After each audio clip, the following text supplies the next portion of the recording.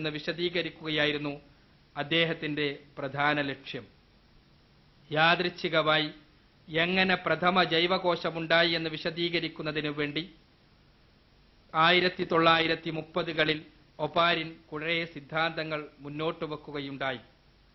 എന്നാൽ പ്രസ്തുത സിദ്ധാന്തങ്ങളെ തെളിയിക്കുന്നതിനായി അദ്ദേഹം നടത്തിയ പരിശ്രമങ്ങൾ അവസാനം പരാജയത്തിലാണ് കലാശിച്ചത്. നിർഭാഗ്യവശാൽ കോശത്തിന്റെ ഉൽപ്പത്തി ഒരു പ്രശ്നമായി തന്നെ ഇന്നും തുടരുന്നുവെന്നത് പരിണാമ സിദ്ധാന്തത്തെ മൊത്തത്തിൽ ഇരുണ്ടതാക്കുന്ന ഒരു കാര്യമാണ് എന്ന് അദ്ദേഹത്തിന് പറയേണ്ടി വന്നു. ഒപാരിനെ പിന്തുടർന്നുകൊണ്ട് പല പരിണാമവാദികളും ജീവന്റെ ഉൽപ്പത്തിയെ വിശദീകരിക്കുവാൻ വേണ്ടി ശ്രമിച്ചു. ഇത്തരം പരിശ്രമങ്ങളിൽ പ്രധാനപ്പെട്ടതായിരുന്നു 1953 അമേരിക്കൻ രസതന്ത്രജ്ഞനായ സ്റ്റാൻലി മില്ലർ നടത്തിയ പരീക്ഷണങ്ങൾ. ഭൂമിയിൽ ആദിമകാലത്തുണ്ടായിരുന്നതെന്ന് അദ്ദേഹം സങ്കൽപ്പിച്ച അന്തരീക്ഷത്തിന് സമാനമായ വാതക സമ്മിശ്രത്തിൽ നടത്തിയ പരീക്ഷണങ്ങൾ വഴി സരളമായ ചില ഓർഗാനിക് തന്മാത്രകൾ ഉണ്ടാക്കാൻ മില്ലർക്ക് കഴിഞ്ഞു. പരിണാമവാദ ചരിത്രത്തിലെ ഒരു നാഴികക്കല്ലായും പ്രസ്തുത സിദ്ധാന്തത്തിന്റെ ശാസ്ത്രീയ അടിത്തറക്കുള്ള ഒരു മൂലക്കല്ലായുമാണ് മില്ലറുടെ പരീക്ഷണങ്ങൾ വിശദീകരിക്കപ്പെട്ടത്. കൂടുതൽ പഠനങ്ങൾ നടന്നപ്പോൾ ഈ അവകാശവാദങ്ങളെല്ലാം അടിസ്ഥാനരഹിതമാണെന്ന് ബോധ്യപ്പെട്ടു. അദ്ദേഹം ഉപയോഗിച്ച വാതക സമ്മിശ്രമായിരുന്നില്ല ഭൂമിയിലെ ആദിമാന്തരീക്ഷത്തിൽ ഉണ്ടായിരുന്നത് എന്ന് തെളിയിക്കപ്പെട്ടപ്പോൾ തന്റെ പരീക്ഷണ ഫലങ്ങളുടെ അസ്വീകാര്യത അംഗീകരിക്കാൻ മില്ലർ സന്നദ്ധനാകേണ്ടി വന്നു. പരിണാമ സിദ്ധാന്തത്തിന്റെ ശക്തനായ വക്താവും ഭൗമരസതന്ത്രജ്ഞനുമായ പ്രൊഫസർ ജെഫ്രി ബാദ പരിണാമവാദികളുടെ പ്രസിദ്ധീകരണമായ എർത്തിന്റെ 1998 ഫെബ്രുവരി ലക്കത്തിൽ ഇങ്ങനെ എഴുതി: 20ാം നൂറ്റാണ്ട് വിട പറയുന്ന ഇന്നും ഈ നൂറ്റാണ്ടിന്റെ തുടക്കത്തിൽ നമ്മുടെ മുന്നിലുണ്ടായിരുന്ന പ്രശ്നം പരിഹരിക്കപ്പെടാതെ തുടരുകയാണ്. ഭൂമിയിൽ എങ്ങനെയാണ് ജീവൻ ആവിർഭവിച്ചത് എന്ന പ്രശ്നം. പരിണാമവാദത്തിന് മുമ്പിലുള്ള പ്രധാനപ്പെട്ട പ്രതിസന്ധി ജൈവകോശത്തിന്റെ സങ്കീർണതയാണ്. യാദൃച്ഛികമായി രൂപപ്പെട്ടതാണെന്ന് പറയാൻ കഴിയാത്ത രീതിയിലുള്ള സങ്കീർണമായ ഘടന. 1 മില്ലിമീറ്ററിന്റെ 100ൽ 1 വലുപ്പം മാത്രമുള്ള കോശങ്ങളാലാണ് എല്ലാ ജൈവ വസ്തുക്കളും നിർമ്മിക്കപ്പെട്ടിരിക്കുന്നത്. ചില ഏകകോശ ജീവികളുമുണ്ടിതിൽ. എന്നാൽ ഈ ഏകകോശ ജീവികൾ പോലും അവയുടെ ഘടനയിൽ അതീവ സങ്കീർണങ്ങളാണ്. അവയുടെ ജീവന രീതി മുതൽ ചലിക്കുന്ന രീതി വരെ സങ്കീർണങ്ങളാണ്. കോശത്തിന്റെ സങ്കീർണമായ ഘടനയെക്കുറിച്ച് ഡാർവിന്റെ കാലത്ത് അറിവുണ്ടായിരുന്നില്ല. അന്ന് നിലവിലുണ്ടായിരുന്ന സൂക്ഷ്മദർശിനികൾ വസ്തുവെ അല്പം വലുതാക്കി കാണിക്കുവാൻ മാത്രം കഴിവുള്ളവയായിരുന്നു. 20ാം നൂറ്റാണ്ടിന്റെ മധ്യത്തോടെ ഇലക്ട്രോൺ മൈക്രോസ്കോപ്പുകൾ കണ്ടെത്തിയതോടെയാണ് കോശത്തിന്റെ അകം അതീവ സങ്കീർണമാണെന്ന വസ്തുത നമുക്ക് ബോധ്യപ്പെട്ടത്. അപ്പോഴാണ് യാദൃച്ഛികമായി രൂപപ്പെട്ടതാണെന്ന് സങ്കല്പിക്കാൻ പോലും കഴിയാത്തത്രയും സങ്കീർണവും വ്യവസ്ഥാപിതവുമാണ് കോശമെന്ന കാര്യം നമുക്ക് മനസ്സിലായത്. ഒരു ജൈവകോശത്തിൽ താളക്രമത്തോടെ പ്രവർത്തിച്ചുകൊണ്ടിരിക്കുന്ന ആയിരക്കണക്കിന് സൂക്ഷ്മ വസ്തുക്കളുണ്ട്. ഊർജം ഉൽപ്പാദിപ്പിക്കുന്ന പവർ സ്റ്റേഷനുകളും ജീവന്റെ നിലനിൽപ്പിന് അനിവാര്യമായ എൻസൈമുകളും ഹോർമോണുകളും നിർമ്മിക്കുന്ന ഫാക്ടറികളും കോശപ്രവർത്തനങ്ങളെയും ഉൽപ്പന്നങ്ങളെയും കുറിച്ച പൂർണ്ണ വിവരങ്ങൾ ശേഖരിക്കപ്പെട്ടിരിക്കുന്ന ഡാറ്റാ ബാങ്കും സങ്കീർണമായ ഗതാഗത മാർഗങ്ങളും സംഭരണശാലകളും ഉന്നതമായ പരീക്ഷണശാലകളും ശുദ്ധീകരണശാലകളും ഉള്ളിലേക്ക് കടക്കുന്നവരെയും പുറത്തു പോകുന്നവരെയും സ്വയം നിയന്ത്രിക്കുന്ന ഒരു മതിൽക്കെട്ടുമെല്ലാമുള്ള പട്ടണത്തോട് വേണമെങ്കിൽ കോശത്തെ താരതമ്യം ചെയ്യാം. കോശത്തിന് നിലനിൽക്കണമെങ്കിൽ ഈ സംവിധാനങ്ങളെല്ലാം ഒരേ സമയം തന്നെ നിലനിൽക്കണം. ഇത്രയും സങ്കീർണവും വ്യവസ്ഥാപിതവുമായ സംവിധാനങ്ങളെല്ലാം യാദൃച്ഛികമായി ഉണ്ടായി എന്ന വാദം അടിസ്ഥാനരഹിതമാണ്.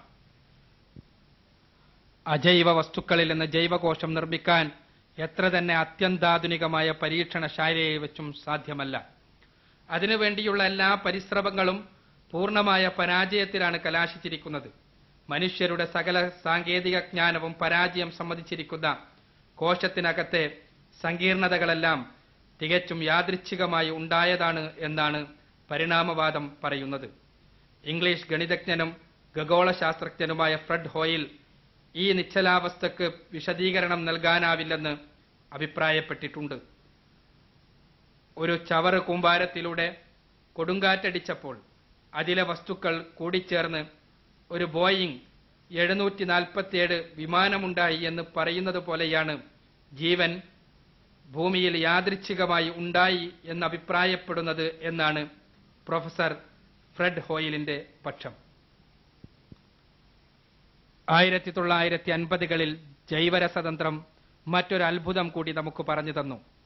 കോശകേന്ദ്രത്തിലെ DNA എന്ന തന്മാത്രയെക്കുറിച്ച അറിവ്. 1955ലാണ് വാട്സൺ, ക്രിക്ക് എന്നീ 2 ശാസ്ത്രജ്ഞന്മാർ DNA-യുടെ സങ്കീർണവും അത്ഭുതകരമായി സംവിധാനിക്കപ്പെട്ടതുമായ ഘടന കണ്ടുപിടിച്ചത്. മുമ്പ് കരുതിയിരുന്നതിനേക്കാൾ വളരെ കൂടുതൽ സങ്കീർണമാണ് ജീവൻ എന്ന വസ്തുതയാണ് അവരുടെ കണ്ടെത്തലുകൾ വെളിപ്പെടുത്തിയത്. ഇക്കാര്യത്തിന് നോബൽ സമ്മാനം ലഭിച്ച ഫ്രാൻസിസ് ക്രിക്ക് സ്വയം ഒരു പരിണാമവാദിയാണെങ്കിലും DNA പോലെയുള്ള ഒരു സങ്കീർണ തന്മാത്ര യാദൃച്ഛികമായി രൂപപ്പെട്ടതാകാൻ സാധ്യതയില്ലെന്ന് സമ്മതിക്കുകയുണ്ടായി. എല്ലാ ജൈവകോശത്തിന്റെയും ന്യൂക്ലിയസിലുള്ള ഒരു ഭീമൻ തന്മാത്രയാണ് DNA. ഓരോ ജൈവ വസ്തുവിന്റെയും ഭൗതികവും ശരീരശാസ്ത്രപരവുമായ മുഴുവൻ വിവരങ്ങളും ഈ ചുറ്റുകോവണിയുടെ ആകൃതിയിലുള്ള തന്മാത്രയിൽ രേഖപ്പെടുത്തപ്പെട്ടിരിക്കുന്നു. നമ്മുടെ കണ്ണിന്റെ നിറം മുതൽ ആന്തരാവയവങ്ങളുടെ ഘടന വരെയുള്ള മുഴുവൻ കാര്യങ്ങളും DNA-ക്കകത്ത ജീനുകളിൽ രേഖപ്പെടുത്തപ്പെട്ടിട്ടുണ്ട്. DNA-ക്കകത്ത ഈ രേഖപ്പെടുത്തലുകളെല്ലാം 4 ബേസുകൾ കൊണ്ടാണ് നിർവഹിച്ചിരിക്കുന്നത്. ഒരു ബേസിനെ ഒരു അക്ഷരമായി പരിഗണിച്ചാൽ 4 അക്ഷരങ്ങൾ കൊണ്ട് നിർമ്മിക്കപ്പെട്ട ഒരു ഡാറ്റാ ബാങ്കാണ് DNA തന്മാത്രയെന്ന് പറയാം. ഒരു ജീവിയെക്കുറിച്ച മുഴുവൻ വിവരങ്ങളും ഈ ഡാറ്റാ ബാങ്കിൽ സൂക്ഷിച്ചു വെച്ചിട്ടുണ്ട്. DNA-യിൽ രേഖപ്പെടുത്തപ്പെട്ട വിവരങ്ങൾ നാം എഴുതി രേഖപ്പെടുത്താൻ തുനിഞ്ഞാൽ സർവവിജ്ഞാന കോശത്തിലെ 1 മില്യൺ പേജുകൾ അതിനായി വേണ്ടിവരും. ഇത് എൻസൈക്ലോപീഡിയ ബ്രിട്ടാനിക്കയുടെ 40 ഇരട്ടി വലുതായിരിക്കും. നമ്മുടെ കോശത്തിനകത്ത 1 മില്ലിമീറ്ററിന്റെ 100ൽ 1 വരുന്ന ന്യൂക്ലിയസ് എന്ന സൂക്ഷ്മ ലോകത്താണ് ഈ വിവരങ്ങളെല്ലാം അടുക്കി വച്ചിരിക്കുന്നത് എന്ന വസ്തുത എന്തുമാത്രം അത്ഭുതകരമാണ്. ഒരു ടീസ്പൂണിൽ കൊള്ളുന്ന DNA തന്മാത്രകളിൽ ലോകത്ത് ഇന്നേ വരെ എഴുതപ്പെട്ട പുസ്തകങ്ങളിലെ മുഴുവൻ വിവരങ്ങളും രേഖപ്പെടുത്താനാകുമെന്നാണ് കണക്കാക്കപ്പെട്ടിരിക്കുന്നത്.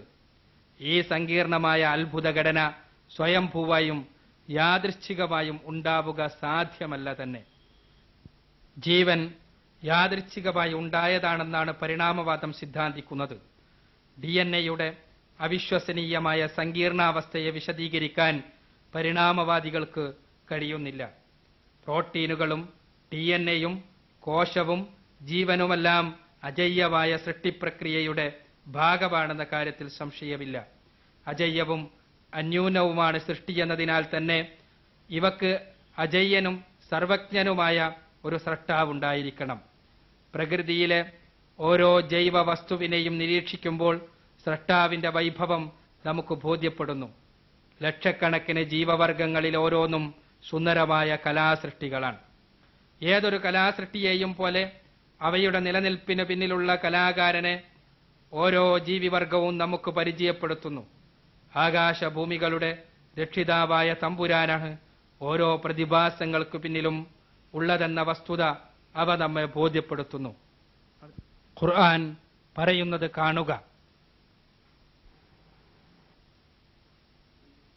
إن في خلق السماوات والأرض واختلاف الليل والنهار والفلك التي تجري في البحر بما ينفع الناس والفلك التي تجري في البحر بما ينفع ينفع الناس وما أنزل الله من السماء من ماء فأحيا به الأرض بعد موتها وبث فيها من كل دابة